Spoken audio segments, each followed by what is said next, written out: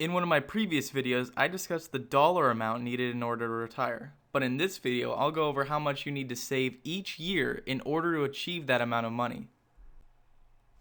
Similar to the other video, we'll assume a 20-year-old is going to save for 30 years and retire at 50. I won't repeat the information I said in the previous video about how much is needed. I'll instead give a lot of focus on yearly goals for how much to save in order to achieve that goal.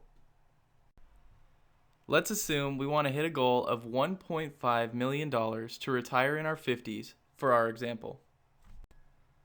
For getting into this subject, just know that there's a lot of technicalities and unique situations for each person. Because of this, I'm going to give you my assumptions of what's going to happen so that this video will become not too crazy with all the different situations that are possible. For assumption number 1, we're going to assume that we are going to be able to contribute 5% more money each year. And this can be happening due to raises at work, cutting costs, or working a side job, and so on. Our second assumption is that we'll be able to achieve 8% return on our investments. We'll be able to use compounding returns to our advantage in order to reach the goal. And our third assumption, just to make the math easier for the video, is that all the money added will be done at the start of the year. Making monthly contributions would be better than lumping and dumping all the money at the start of each year. I'm just doing this to keep the numbers cleaner and easier to understand. Because of this assumption, it'll make our calculation a little more conservative, which should be fine. So now we can get started into the video. How much does our 20-year-old need to save each year in order to be done saving at 50 years old with $1.5 million? And remember that thanks to compounding returns, our investments will be able to grow much larger in the future than what we contributed today. So even though it seems like a very far out goal that doesn't seem achievable, thanks to our compounding returns in our investments, we'll be able to make this more of a reality. For example, if we contribute $1,000 today and let it sit for 30 years compounding at 8% returns, that $1,000 would become a little over $10,000 30 years in the future. And you might wonder, how did I come to that number? Here's the generic formula for finding out how much your money today will be worth in the future at age 50. This generic formula has a lot of components, so I'll go over all of them. On the left side is how much money was actually contributed towards the investments.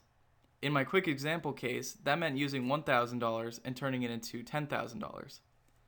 So for this part of the contribution, that's money that you're actually working for at your job or for your business, and that you're putting into your account to grow over time.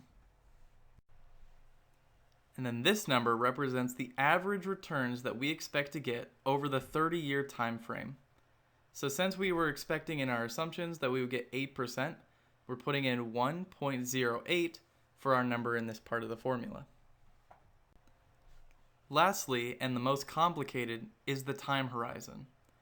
Our target retirement date was 50 years old. Our current age is being given at 20 years old. Thus, 50 minus 20 equals 30 for the number up at the top. Since this money is compounding on top of itself, that's why we're taking the return of 8% and putting it to the power of whatever the time horizon number is. Now that we have the formula, it's time to use Excel, or whatever is similar for your case. It'll make the calculations much faster, and we can move the variables around a little bit after it's completed. Here's the setup I made in Excel. In the very top left corner, I made one column listed as the ages between 20 and 50, just for reference. And then my next column was the yearly contribution. For this, I made the number text next to the first age, age 20, static, where I could put any number I wanted in.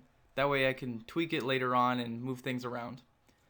Underneath that number, the 7,200 in that case, I used the formula that B2 times 1.05, and then I dragged the bottom right hand corner down to the bottom. And I'm using the multiplication of 1.05 because one of my assumptions was that the contribution amount would grow by 5% each year as time went on. The next column is a bit more obvious. It's the time horizon for how long each contribution will be compounding in returns. For this one, it's just 50 minus the current age. Our fourth column is the rate of return. For our assumptions, we said that we expected an average of 8%, and because of this, it's listed in our columns as 1.08 for each year. The last column is where our generic formula from the beginning of the video comes in handy. The last column is the amount of money that we'll have when we turn 50. And I'll put up the generic formula as a reminder here, and then I'll also show how it's done in Excel on the screen as well. Similar to what we did with our yearly contribution, we just dragged the Excel formula in the bottom right hand corner all the way down to 50 so that Excel could calculate all of our returns rather than us doing the calculation ourselves. Finally, at the end, we have to see if our yearly contribution is enough with our rate of return to reach our goal at age 50. This is just adding up all the money when turning 50 values and seeing what dollar amount is achieved. For our example here, the total became a little over $1.5 million. So following the yearly contributions goals with our assumed rate of returns gave us the success in this example. The wonderful part about making this spreadsheet yourself is that you're able to play with the numbers a bit and see how much you can get adding more contribution or getting a higher rate of return. For example, let's see how much we would need to contribute each year if we managed to average 15% returns. Starting with a yearly contribution of only $2,100 now, and adding the additional 5% more each year like we had in our previous example, we could still achieve $1.5 million by age 50. However, it's worth pointing out that it's pretty difficult for most people to get 15% each year, but it's worth moving the numbers around to see what's possible. Say, for example, you still had the expected rate of return of 8%, but maybe you wanted to contribute a little bit more or less and see how much it affected your numbers. But how much should you be saving towards? That topic on the specific dollar amount to be aiming towards for retirement was covered in a previous video with this thumbnail and title. In this video, we just talked about the yearly contribution goals. In that video, we talked about the specific dollar amount goal to be working towards. If you're new here, subscribe and hit the bell for notifications to see updates on this series and other series that I'll be doing in the future.